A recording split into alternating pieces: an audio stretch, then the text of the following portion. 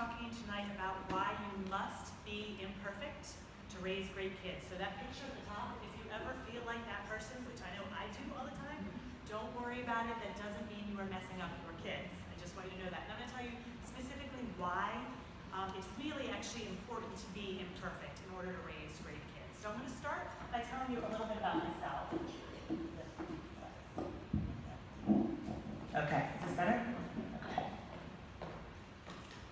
Okay, so I am, most importantly, a mom. I have 2 girls, and this is actually an older picture of me with them, but they're young. They are 4 and 6. And that is my most important job, obviously. But I am also, I have a master's degree in clinical psychology, and I am certified in positive discipline. And I've done a lot in the field of psychology. I've been an ADHD coach. I've been an intensive in-home mentor where I basically went into people's homes, almost like the super nanny, and I helped with the family dynamics. And I was also trained as a psychotherapist, so I worked for many years with actually children, adolescents, and adults as a therapist.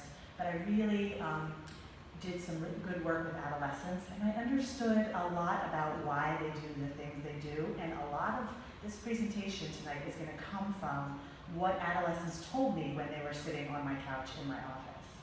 So I've always had a clinical interest in the concepts of self-esteem and improving behavior. You know, I worked with a lot of kids with ADHD, and I was trying to help them feel better about themselves and do better in life and in school. And what I found was underlying a lot of the issues that I was interested in was this concept of resilience and why certain people can face obstacles and thrive, and others, when they're facing obstacles, really crumble. And I think for most of my life, I sort of found the second category. So I was like, well, I want to help people fall into that first category, including myself. So what happened was eventually I became a quote-unquote expert at motivating better behavior and performance and relationships. And I had a really busy practice when I was working with adolescents. What happened was I was having a lot of success with them, but parents would say to me, hey Rachel, you know, you're doing great with my son or my daughter, but I need tools for myself. I need to know what to do when they're not in the office with you. So I started working with parents way before I was a parent myself, and really realized the impact I could have giving parents hands-on, really specific tools like what to say and what to do in order to prevent a lot of the things I was seeing as a therapist, because I was trained to work with adolescents who had eating disorders and cutting and school refusal, some pretty serious stuff. So I wanted to work with parents to prevent some of those things from happening, and that is what I do now. So I work primarily with parents. I provide individual consultations and groups, and I do workshops like this all over Loudoun and Fairfax counties.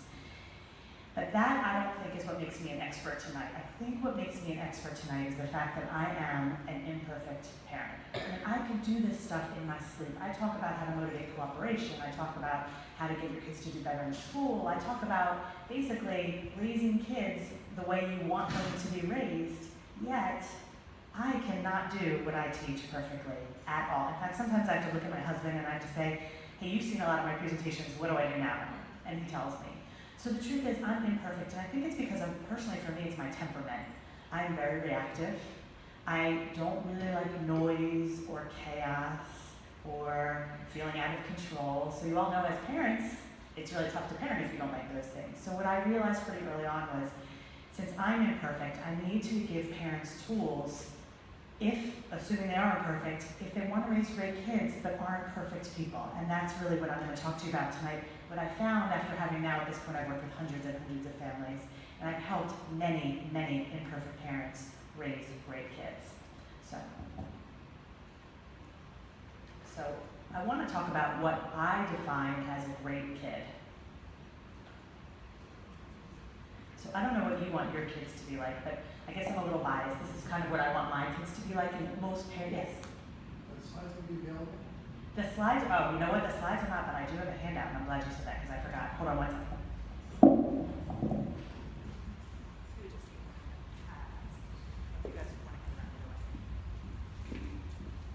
So the handouts actually are the same thing that are on the slides. It just looks different, because I couldn't print too many. Thank you. Okay. So as I've worked with families over the years, these were really the qualities they wanted in their kids as well. So what I'm going to teach you tonight is how to raise kids who are responsible. And what I mean by that is that they make healthy choices even when no one is around. So if they're trying to do homework and their friends are texting them, I want to help you raise kids who choose to do homework rather than texting their friends. Great kids, I feel, are also respectful to themselves and to others. They treat themselves and others as if they matter. That means they speak to you with respect. It also means they respect themselves by making choices that are going to lead to their success. So great kids are also confident.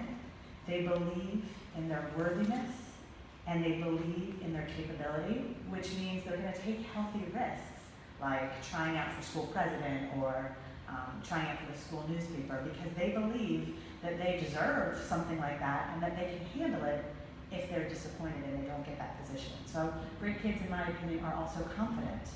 And great kids are resilient, meaning they can effectively handle the obstacles that they face in life. So if they get a really tough teacher or if they don't get their way, they know how to handle that and they can still thrive. So that's really what I'm going to teach you, what type of child I'm going to teach you to raise tonight, even when you're imperfect. All right. We all know that there is no perfect parent. There's no such thing as a perfect parent. And in fact, the name of my business is Redefining Perfect Parenting. And whenever anyone sees that on a sign, they say, there's no such thing as a perfect parent. And that's my point.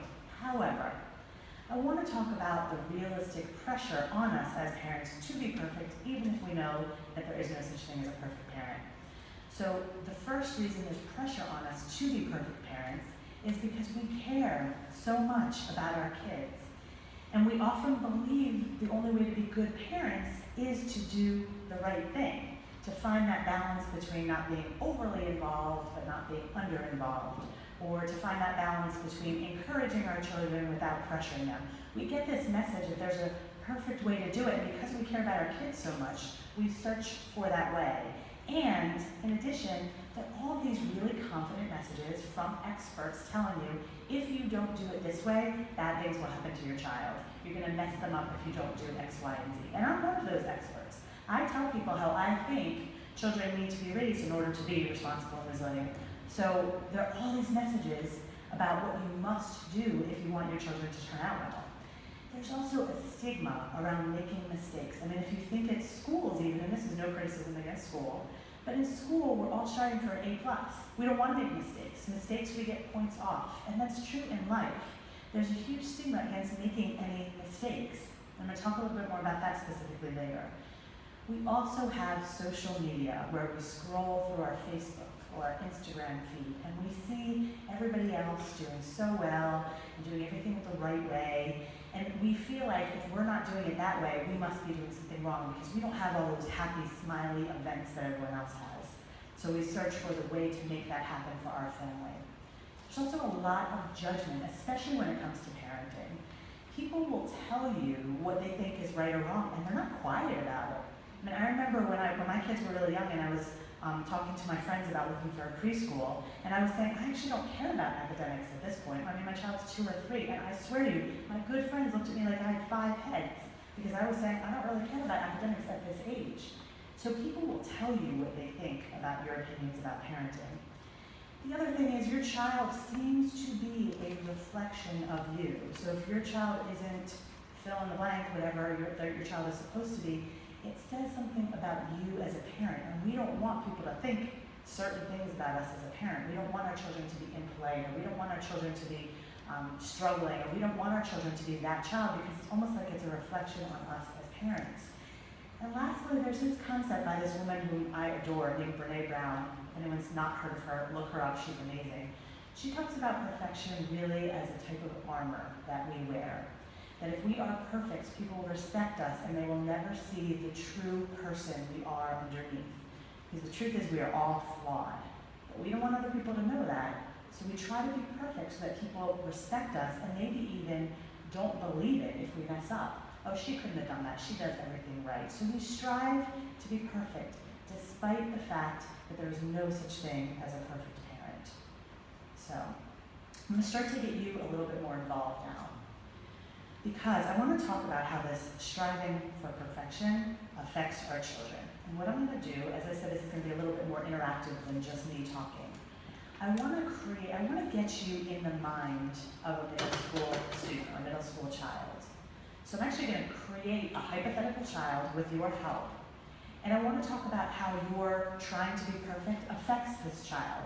Now, as I'm going through these slides, you can think about how your child would be affected, but I sort of want to use this hypothetical middle school student so that you see what it feels like to be in their shoes.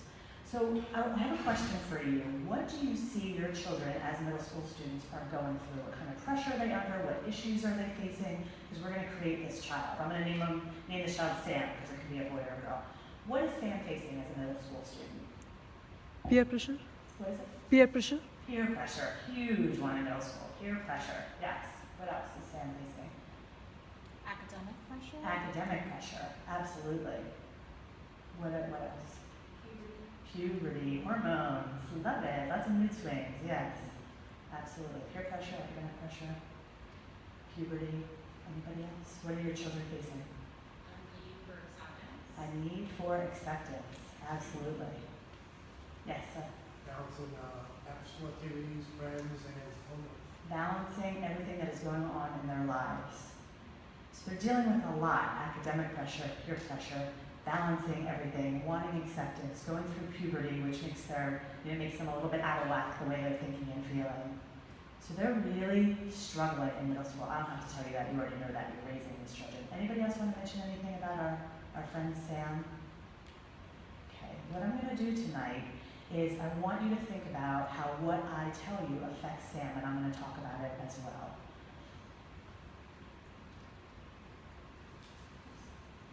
So, there are 4 reasons that I'm going to give you why you must be imperfect to raise great kids. The first reason. Okay. Humans perform better when they approach situations with confidence. So, you must be imperfect because being imperfect improves your performance.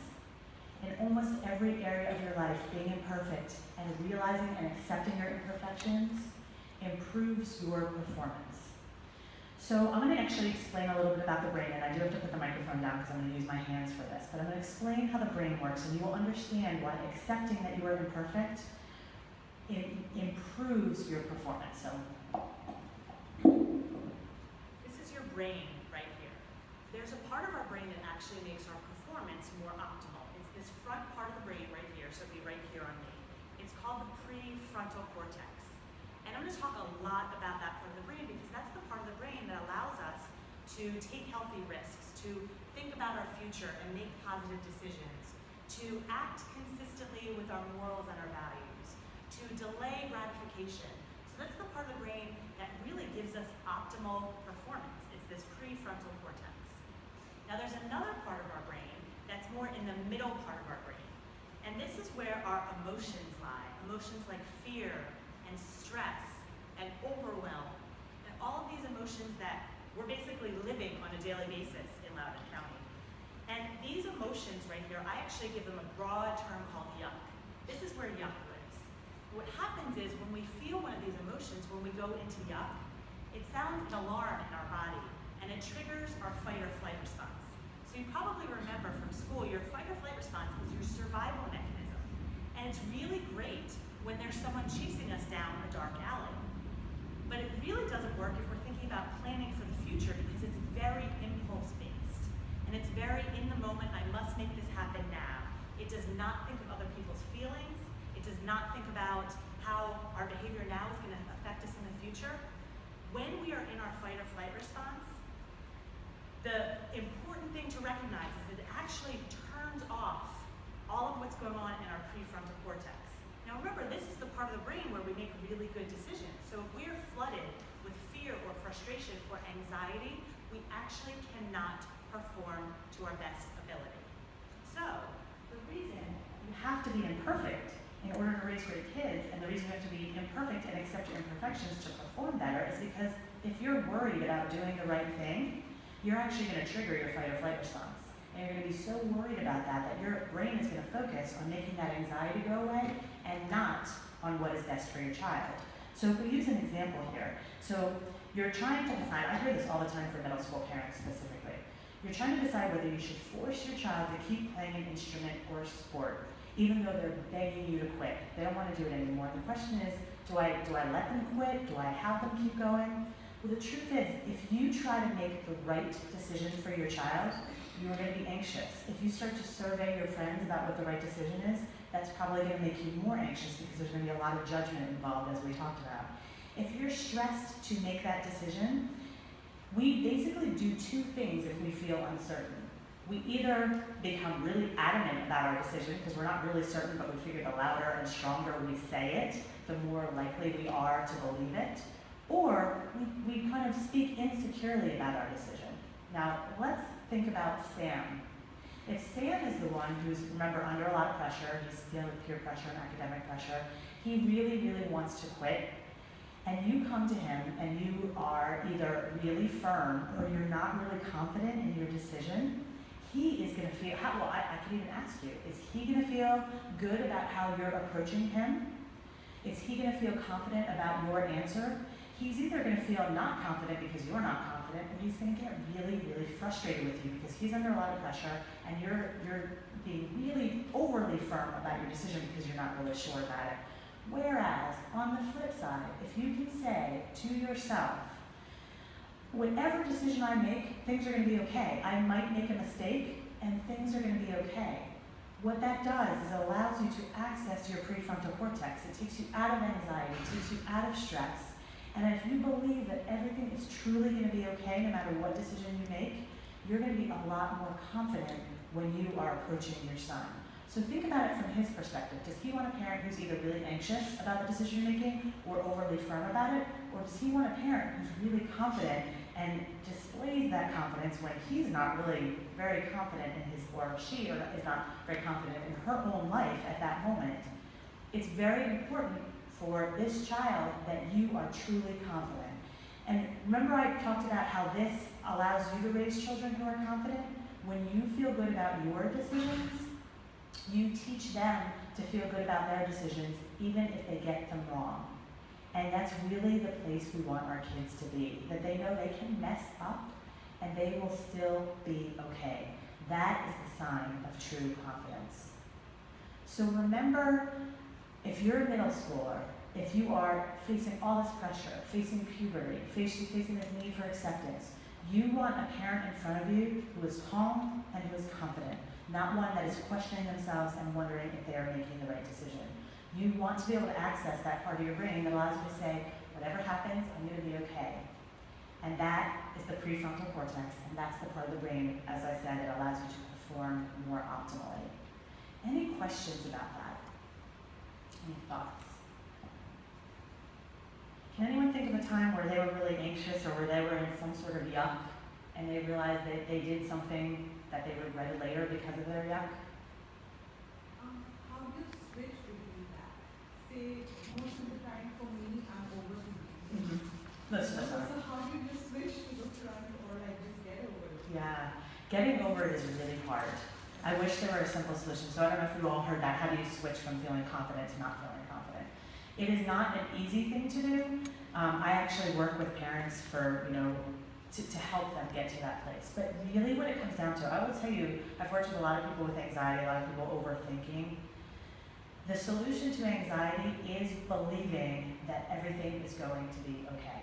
Because anxiety is basically the belief that all these things could go wrong.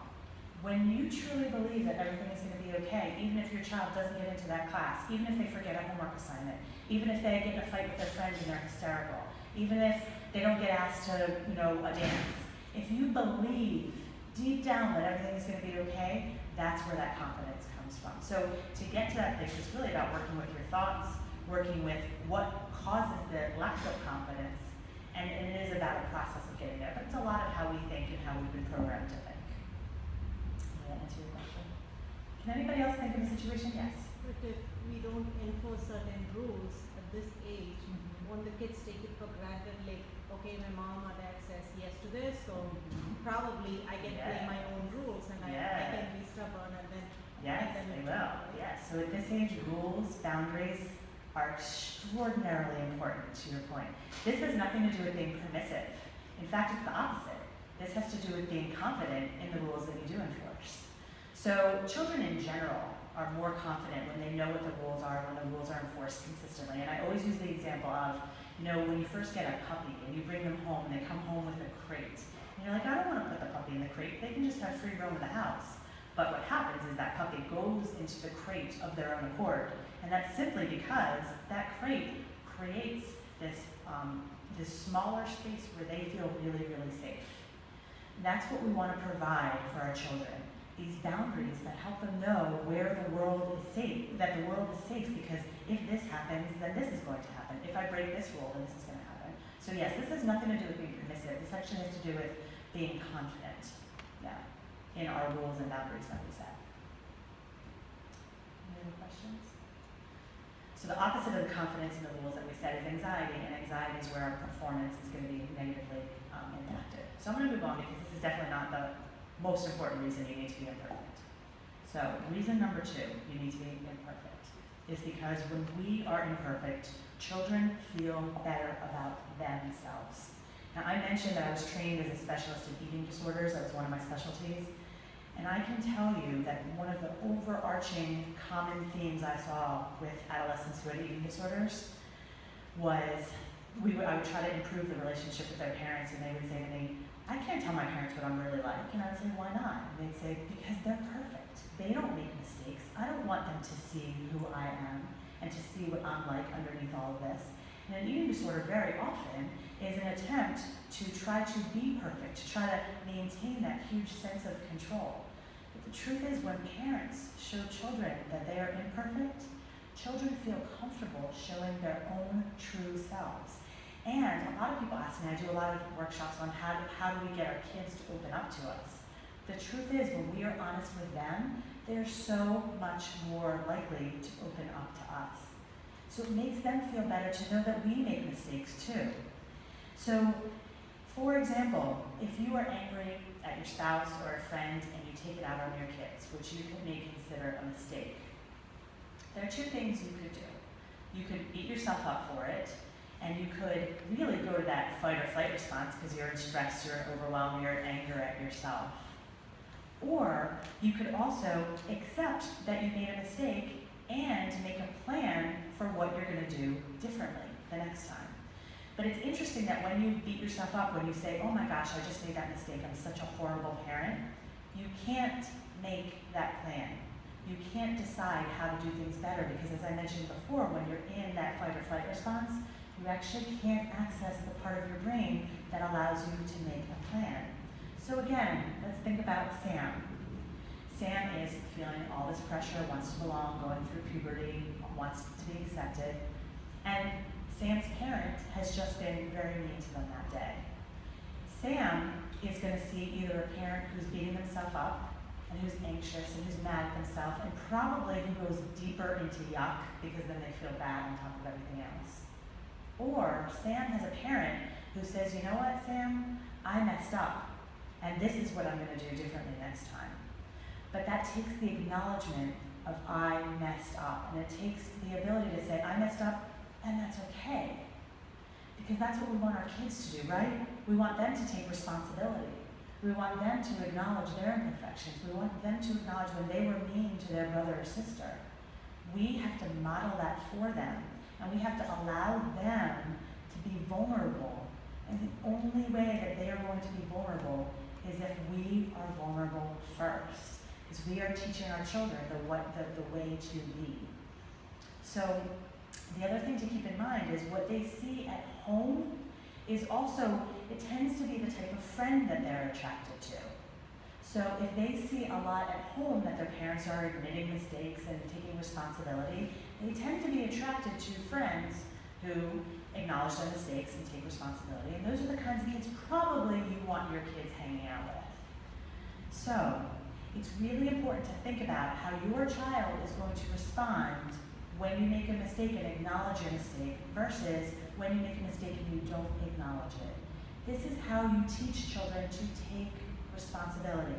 If you are a perfect parent, your child is not going to take responsibility because they're going to get the message that you should be perfect. Any questions about this? Any thoughts? I don't want to ask if anyone's admitted mistakes in front of their children.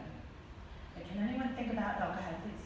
I very much agree with what you just said. I've experienced that in my home, and it's something that I learned and I apply it when I make mistakes, and even when I speak.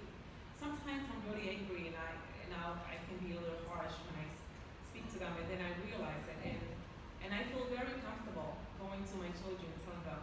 That's awesome. You know, I spoke to you in this manner. I should have not spoken to you that way. I should have taken some time, breathe, or maybe just walk away and then come back to you. I want you to forgive me because it was not the right thing to do. And I've noticed that among the two of them, they do it. Yes. They admit to each other when they're wrong. And I have not been around, but I kind of like overhear the conversations. And it gives me so much joy. It makes me, my imperfection really makes me feel comfortable in front of them. Exactly. And it is so true. The friends that I've chosen, they're very similar. That they're children. And what I'm listening from you is just incredible because it makes me think that I'm going home tomorrow and we're going to have a family gathering and I need to reassess a couple of things. Yeah. But it is very much true. And I think that is okay. Yeah. And I don't even care if anybody else says otherwise. Oh no, you are the mom. You have to, whatever you say is what it is. I don't see it that way. Yeah. I think that's a very important point because sort of going back to this point, well, don't we need to set firm boundaries? And yes, and it's interesting that being a mom also is showing what you do when you make a mistake. So it doesn't mean you're not being firm. It just shows a model of how you take responsibility when you make a mistake, which is what we want our kids to do too. I love that you gave that example of overseeing your kids do that. I oversee my kids do that all the time. And my kids are 4 and 6, they're really young. But even before I had my own family, I saw this happen in other families as well. It is very true. So I love your example. I think it's so relevant. Yeah, please. So most of the time I tell my daughter, who's a teenager, that I'm in an angry mood right now for whatever happened in the outside world, like work or somewhere outside. So if I'm a little bit grumpy at home, don't take it personal against you. It's just that I'm in a grumpy mood right now and I would like to be quiet.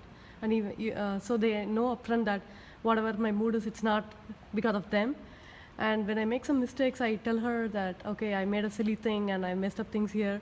When I tend to do that, she says something where she went wrong. So she's comfortable opening up.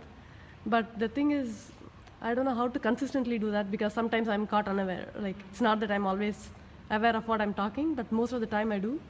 But Yeah, sometimes we can't catch ourselves. We want to say I'm in a bad mood, so I need to step away. Sometimes it happens so quickly. And one of the workshops I do is how do we deal with that? How do we get out of the overthinking? How do we deal with our quick reactions and our reactive nature, which, as I said in the beginning, that is my nature. And I've had to work really hard, so I now teach the tools that I use as a parent, and it is counterintuitive to me.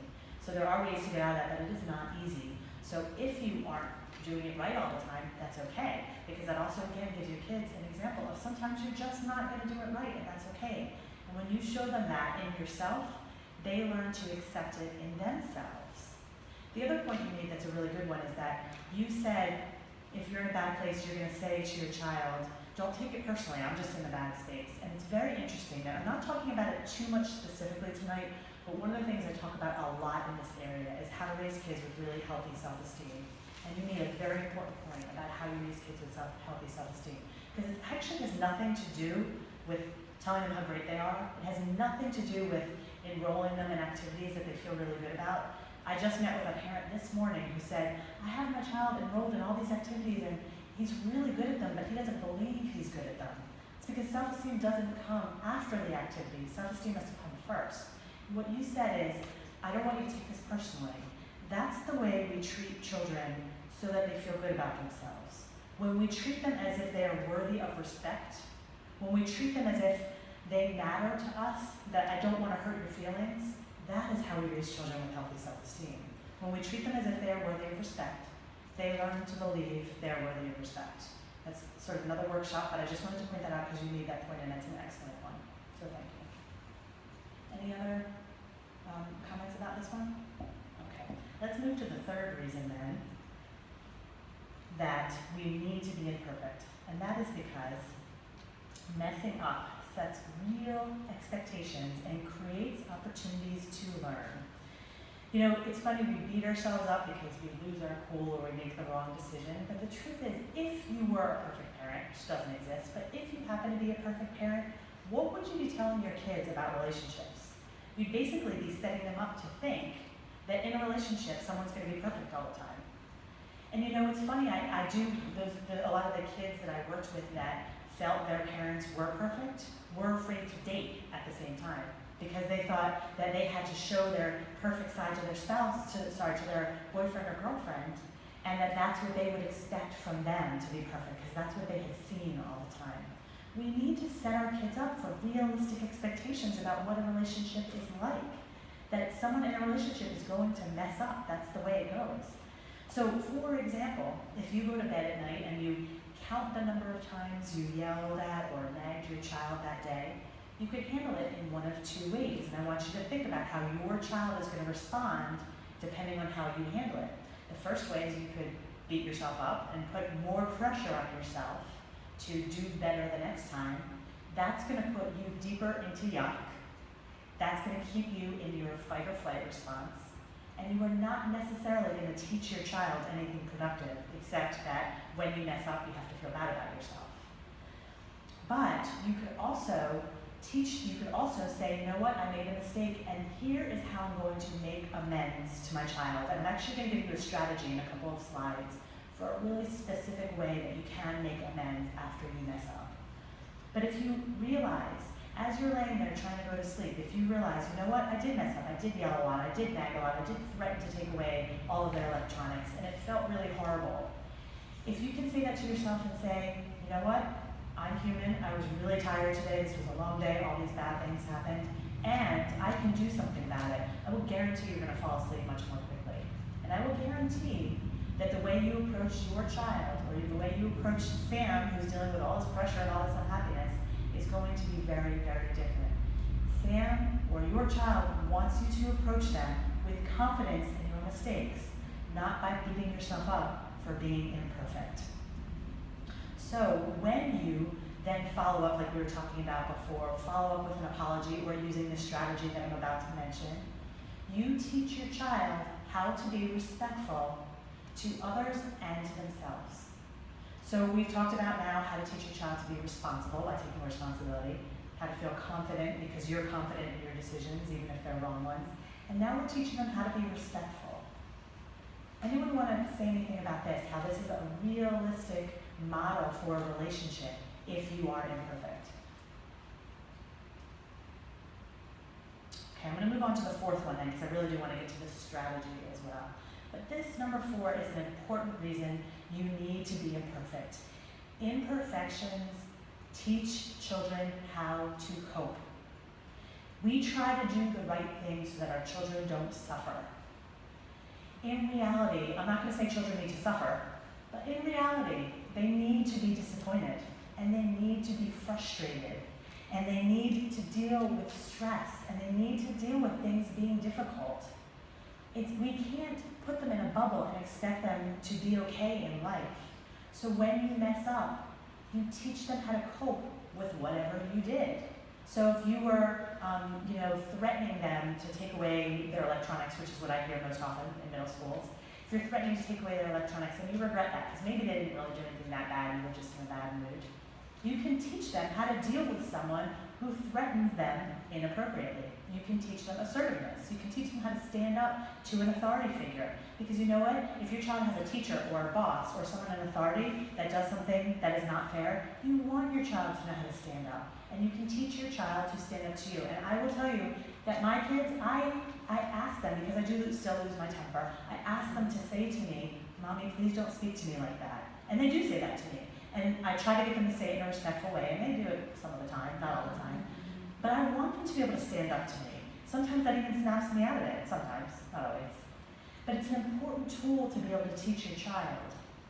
So, for example, if you forgot to go to your son's soccer game, and you feel really, really bad about it, again, you can handle it by beating yourself up, which you know puts you into yuck, it affects your performance.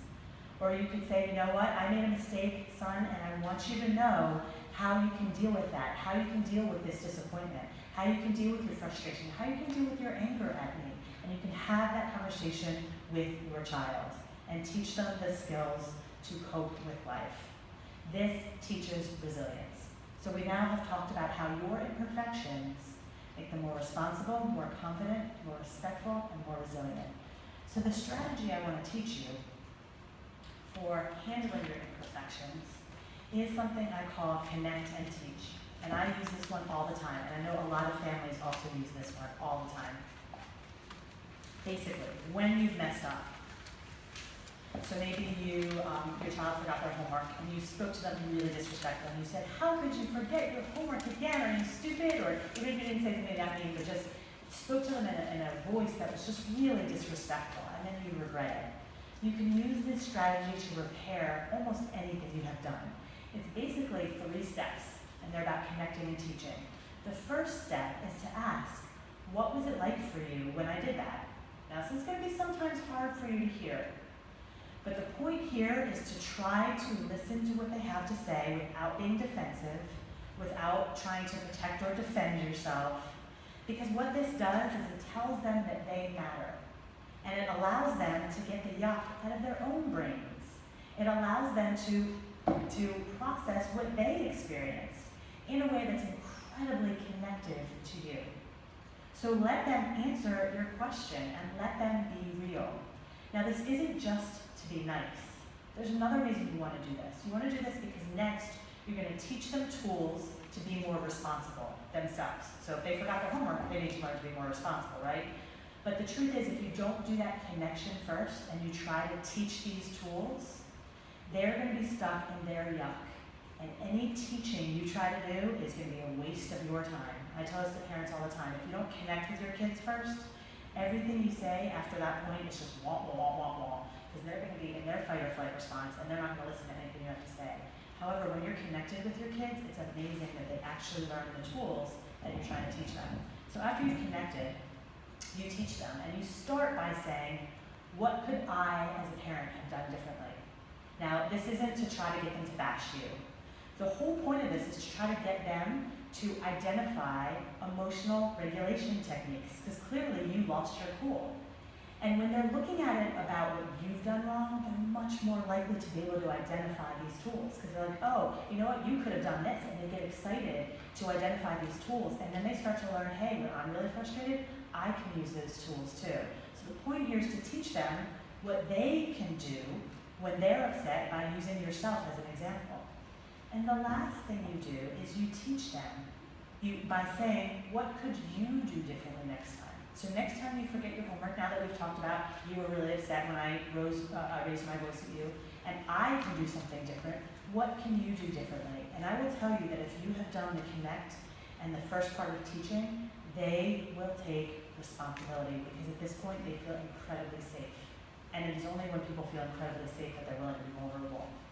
So this connect and teach method is an amazing way to make a repair when you have made a mistake. And I will tell you that you do this a couple times, you will find a huge impact in your relationship and in your child.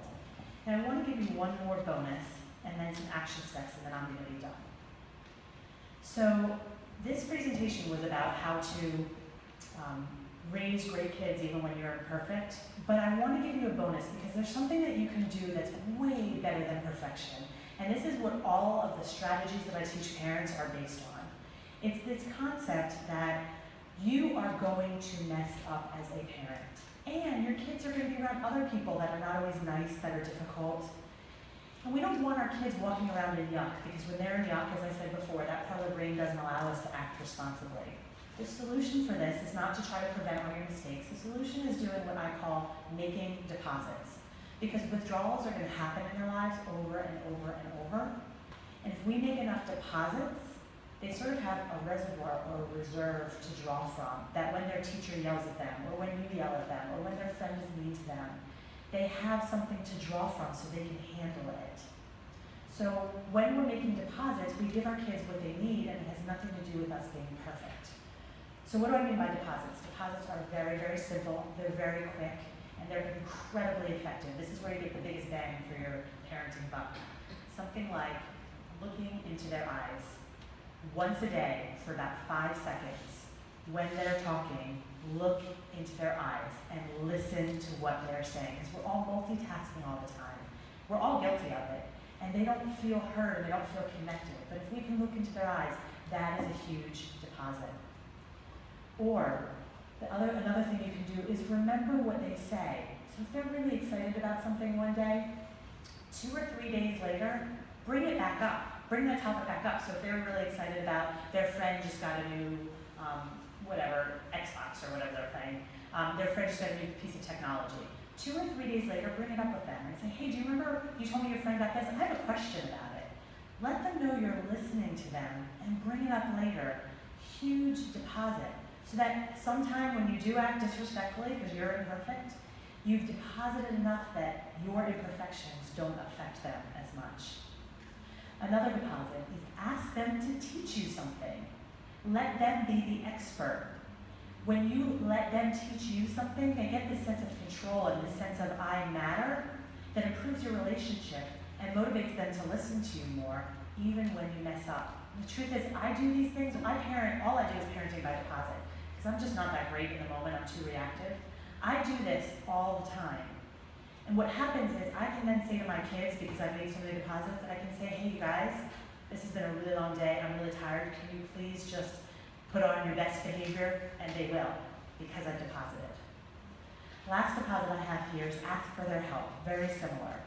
In addition to remembering what they say, in addition to taking time and asking for their opinion, ask for their help. These deposits are really the most effective way to get your children to feel good about themselves and perform better. Again, another workshop there, but this is really the most effective way to parent. It is not about being perfect. It is not about doing the right thing all the time or making the right decisions. It is simply about making deposits and giving your kids what they need. So bottom line is, with parents who hide their mistakes, children are not going to be able to accept their own imperfections. They're going to be set up for disappointment in relationships. They're not going to be able to cope with that disappointment because we haven't given them those tools. But parents who are open about their imperfections, the children are going to recognize that they can be real, which actually improves their behavior and performance. They'll know what to expect in future relationships, and they'll have tools for handling inevitable frustration and disappointment. So if you take some action, I would say, go home, revisit a mistake you've made using that connect and teach.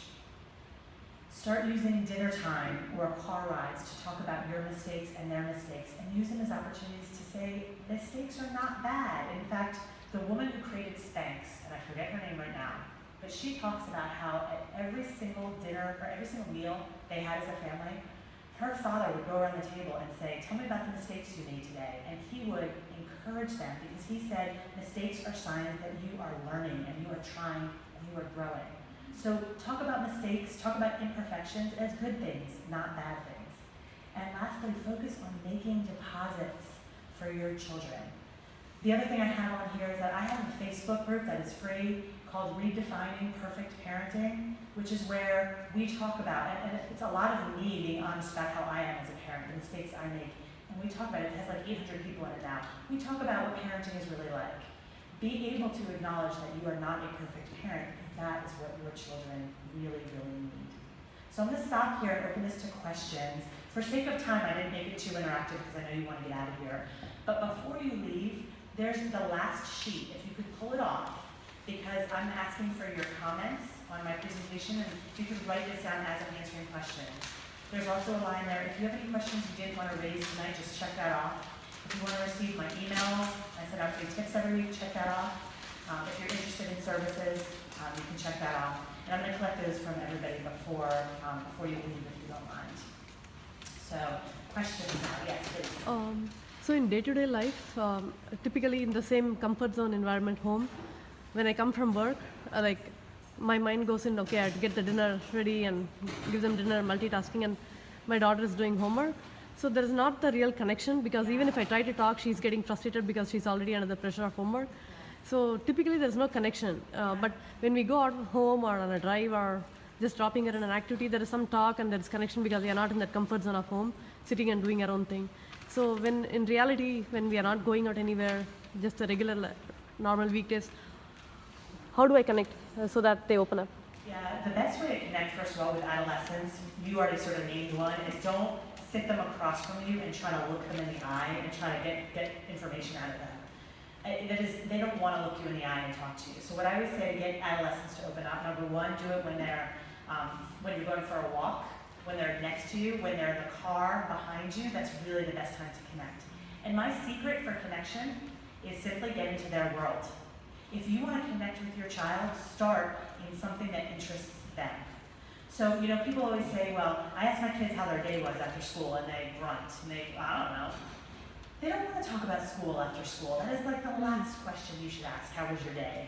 What they want to talk about is something that they're interested in that has nothing to do with school. So if they're interested in soccer, you ask them about soccer. If they're interested in Odyssey of the Mind, you ask them about Odyssey of the Mind. Ask them what they're interested in. When they open up about what they're passionate about, that is how you make a connection. And that's honestly how you get them to be honest about other things too. So connection is, first of all, not about this eye contact and how are things going. It's about a casual conversation where you start with their world. That is that's how you start a connection. But, yes. And maybe to add a little bit to that, Yeah. something that I do as a family, I am a divorced mom and I have 2 children. And from a very early age, I learned that our children, of course, are different, and I needed to connect with them in a different way. So I came up with this thing that's called Mommy Days Out. So what I do is I find a babysitter for one, and I spend at least 5 hours with one by herself. She chooses an activity that she likes, and we spend 5, 6, 7 hours just doing that. And the things that I've been able to achieve by doing that, I've gotten to know them individually, and the conversations that we've had have been amazing. And I continue to do it at least once a month, and they look forward to the next one where they're going to spend time with mommy alone. Even as teenagers. And nobody else. And I tell them, you don't have to share with anybody. This is your time. We do what it is that you like, and it's just amazing. They're already 11 and 12, Yeah. and they still look forward. Of course, the activities are getting a little bit more advanced, but there are things that they like to do, and I love it because they still want me around. Yeah, absolutely. I personally call this child's name, so you're filling your child's name, time. So I have an Emily and a Nicole. I do Emily time and I do Nicole time, which is exactly what you described. And when I work with parents, because most of the parents I work with are actually middle and high schoolers, so they're older. When I work with parents of that age, they say my kids are too busy, they don't want to be with me anymore. The truth is that when they get to choose what they are doing and it is all about them, you know adolescents and teenagers, they're very self-centered. If it's all about them, they're interested in it. They want to do it when it's all about them. But this is a huge example of a deposit. If you can give them time that they control and they get to talk about or do whatever they want to a certain extent, if they say I want a shopping spree every time, you don't necessarily do that. But something that is all about them and their interests, huge deposit. I agree with you. That's a great one. So thank you for sharing that. The problem that we have with our daughter is we have a good relationship, but she keeps saying that she don't like to share her feelings. I don't know what she means with that.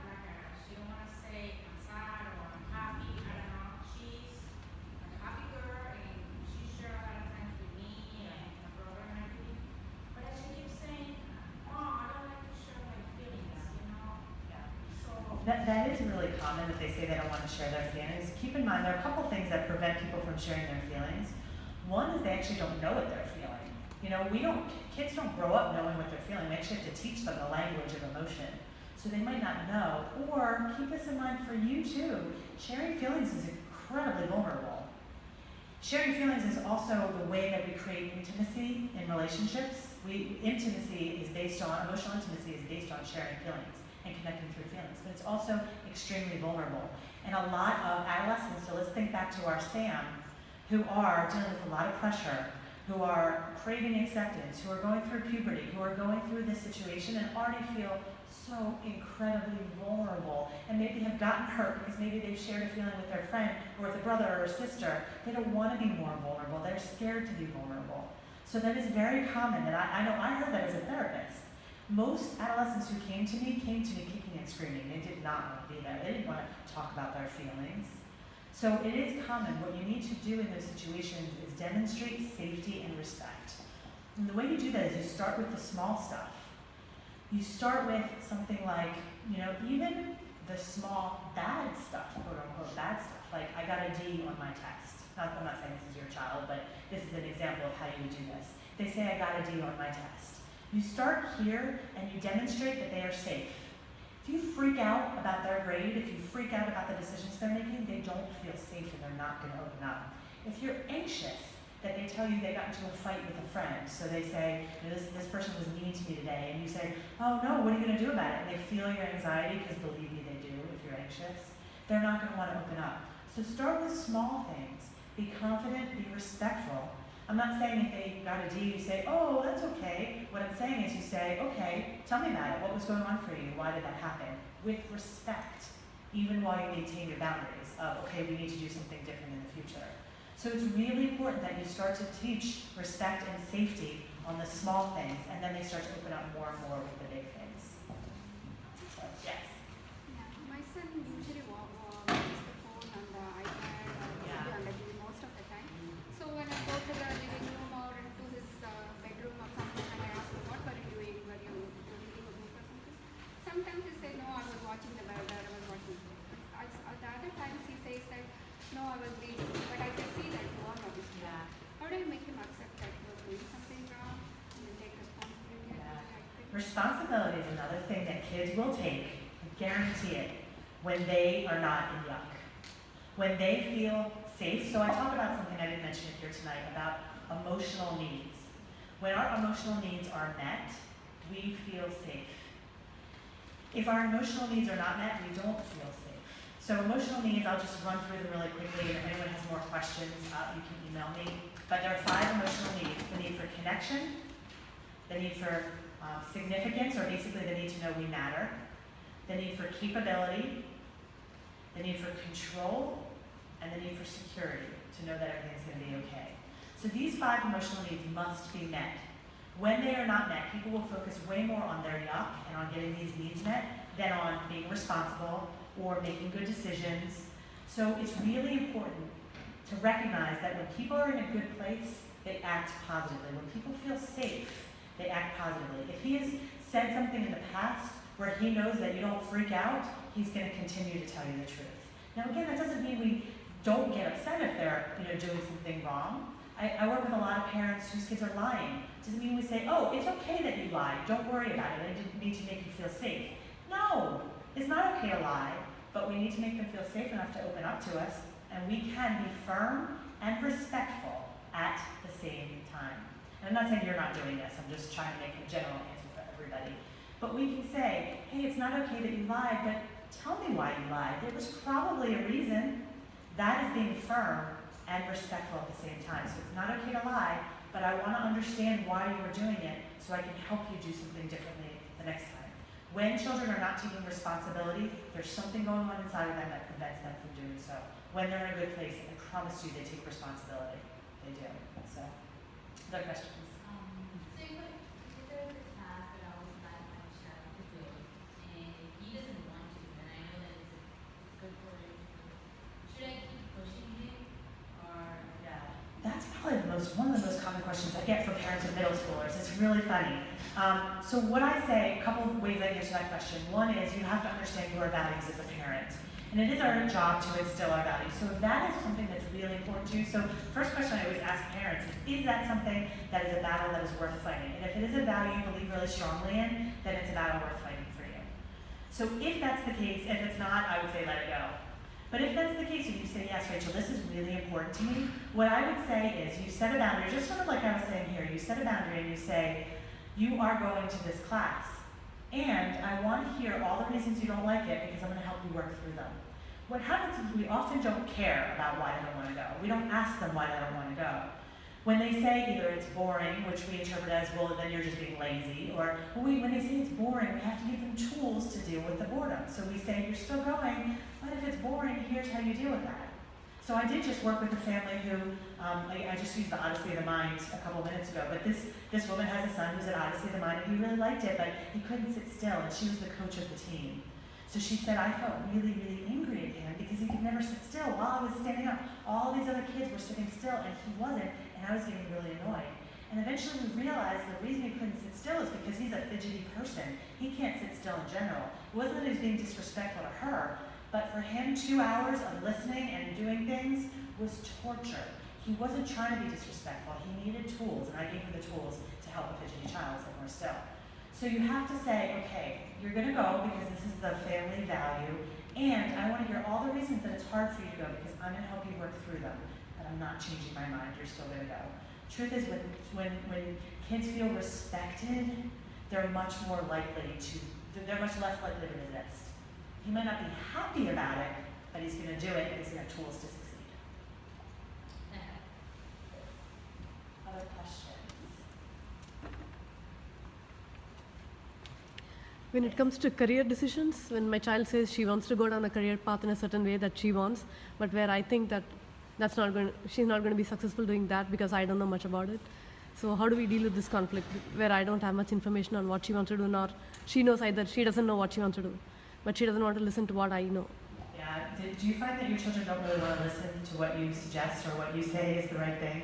At this age, they really don't want to listen to you. I would say, unless they are in danger, trying to convince them out of something is like the last thing you want to do, unless obviously it's a dangerous situation. The way I work with adolescents more effectively is to really listen to what they're saying. So if someone came up to me, let's say I had a 15-year-old girl and she said, I just met the boy of my dreams, I'm gonna get married to him and I love him and he's so wonderful. The last thing I'm gonna do is say, are you kidding? You're 15 years old. What I do is I say, oh really, tell me about that. So in a career situation, tell me about that career, I'm really interested. Let them know that you're open to hearing what they have to say. And the next step, instead of giving advice, is to ask questions. To say, oh yeah, so if you do this career, what would that be like for you in 5 years? Ask questions, because when you start dealing with children, which are the age I assume if your kids go here, when you start dealing with, starting even in elementary school, starting at 8, 9, 10, let them find the answers for themselves instead of lecturing them. They're done listening to you. But if you can ask them questions, they figure this stuff out themselves. And they don't say, oh, that came from mom or dad, so I'm not going to listen. It came from themselves. So the 2 steps there I would do is 1, really be open-minded to what they have to say, because then again, they feel safe. And then they're more open-minded when you ask them the questions, which eventually they can, if it's not a good career choice for her, she can come to the realization by herself without you telling her that. Any other questions? Well, thank you so much. It's a little after 7:30, but hopefully not too late for you all. Thank you so much. If you could just hand me or put those sheets somewhere.